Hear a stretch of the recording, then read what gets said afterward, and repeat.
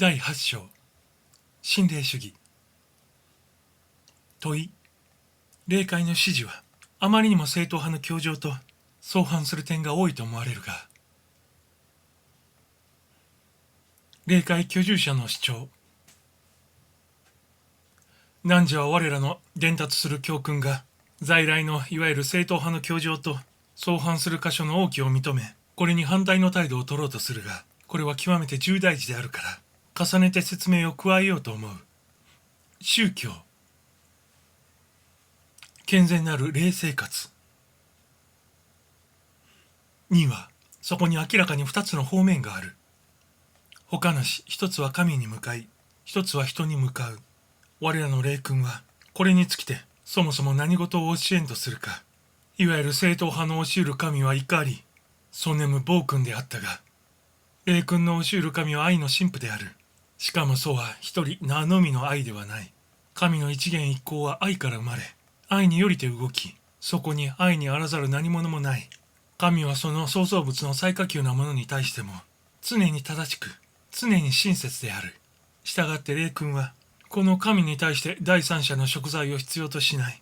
天帝は復讐的に天則違反者に対して懲罰を与えることもなければ、また罪悪に対して代理者の犠牲を要求することもない。いわんやこの全能の神が天界の玉座に静まりて選ばれたる者どもの供敬に浸ることを喜び、失われたる者どもの苦悩を見物することを楽しみとするようなことのあるはずもない。しかり我らの教えにはかかる偽人説の侵入すべき隙間はいずこにもない。神の法則の行使の上から神を鑑うれば、神は完全であり、純潔であり、愛であり、神聖であり、そこに残忍、暴虐、その他人間的悪徳の片鱗をも認めることはできない。神は罪悪がそれ自身の中に刑罰を含むことを知るがゆえに、常に憐憫の目もて全ての人の覚悟を見、曲げられぬ道徳律の許す範囲内において傷つける者の苦悩を和らげようとする。神こそは実に光と愛の中心である。秩序を保つべく天則の厳守に当たらるる神。これが我らの数家の大目標でなくて何であろう。神は断じて我らの恐怖の対象ではないのである。我らは汝らの思索想像する以上によく神を知っている。が、何人もまだ神の姿を拝した者はない。また我らは刑事上的詭弁家の潜みに倣って、あまりにも深入りしたる推理詮索にふけろうともしない。なんとなれば、そうはかえって神の根本観念を失わしむるものであることを知るからである。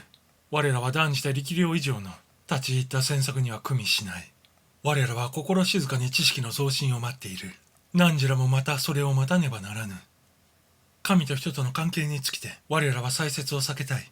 とかくこのことにつきても人間の工夫発明にかかるものが甚だ多く、長き年代の間に蓄積されたる不可物が中心の真理を隠蔽している。例えばかの選ばれたる少数者、そうしたものを我らは知らない。選ばれたるものというのは天地の大道を守りて自らを救う者以外には絶無である。また我らは盲目的信仰の価値につきては何事も知らない。無論素直に真理を受け入れ、偏偏なる疑心暗鬼の煩いから調達することは甚だ尊い。それは心身の現れで必ずや天使の死後に抑止うる。が我らは断固としてかの有毒な神学的教義を排斥する。それらの教義が教える教会のドグマを厳守すれば、地上生活における一切の悪徳邪行からきれいに一掃せられて神の四兆に抑止うると。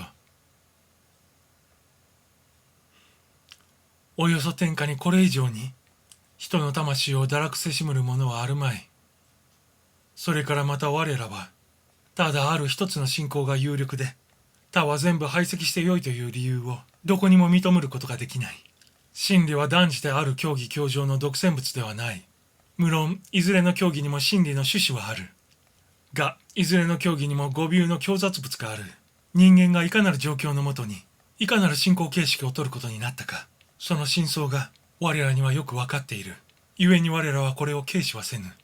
が形式は要するに裾で、真理が根源である優れた霊魂は皆地上生活中に信奉せる教義から調達して一路向上の道をたどっている。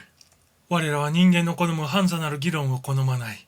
我らは地上の神学を特色づける神秘につきての好奇的詮索を求めない。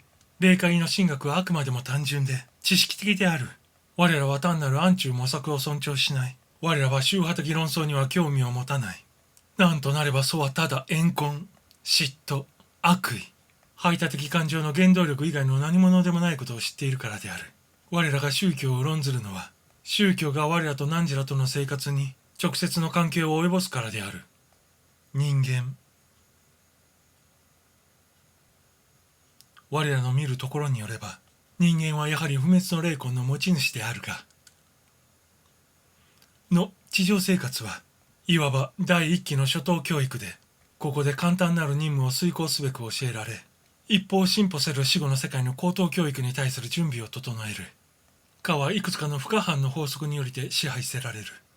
もしこれを犯せば、かを見舞う者は不幸であり、損害であり、もしまたこれを守れば、かに訪れる者は進歩であり、満足である。ここでくれぐれも明記せねばならぬは、地上の人間が、かって彼と同じ道を歩める、他界の居住者たちの指導下にあることである。それらの指導者たちは、神明によりて、かを守護すべく特化されているのであるが、その指導に服すると否とは、人間の自由である。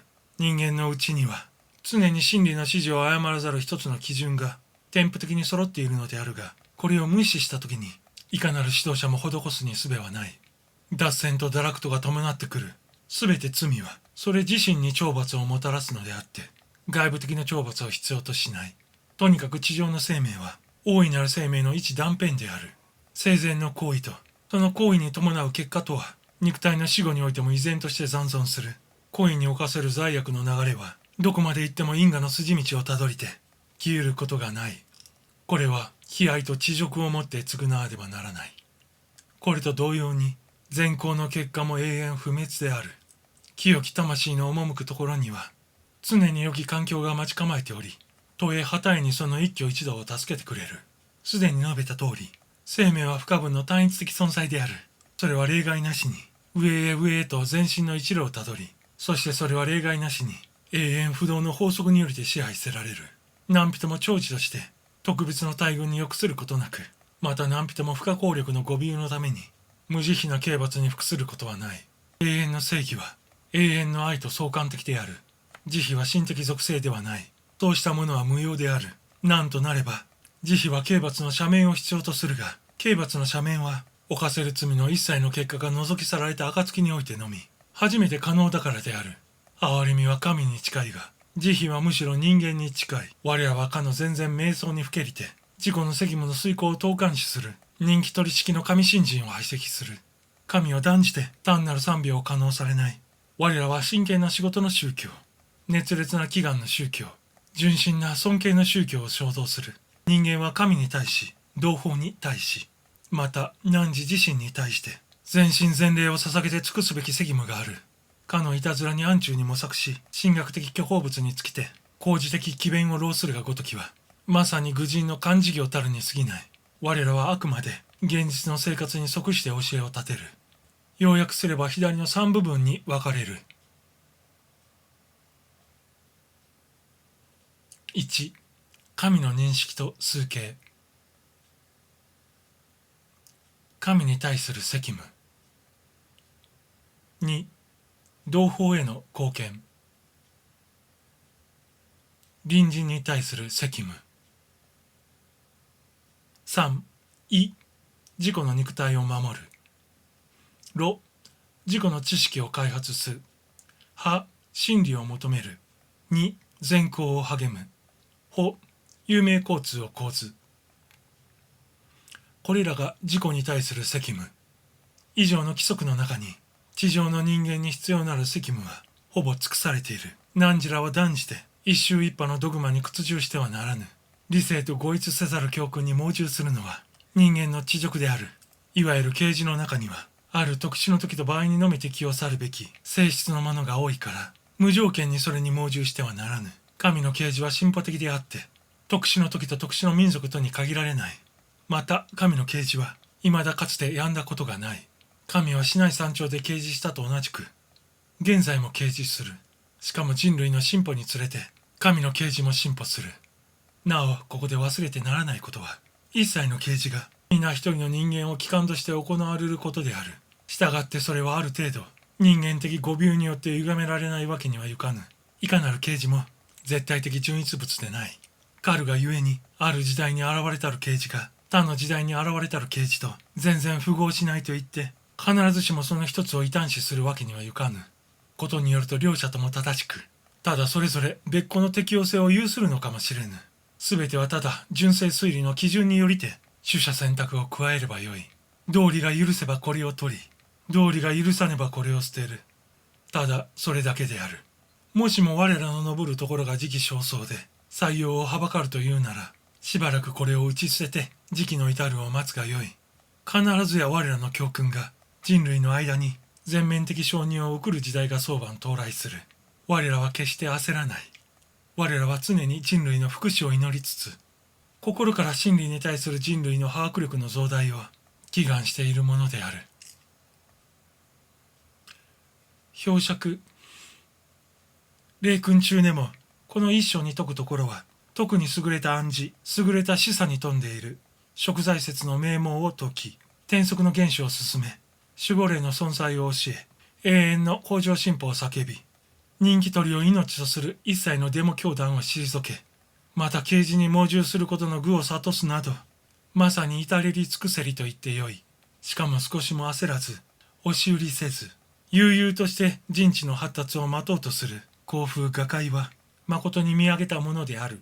私は心からこの章の精読を皆様にお勧めしたい。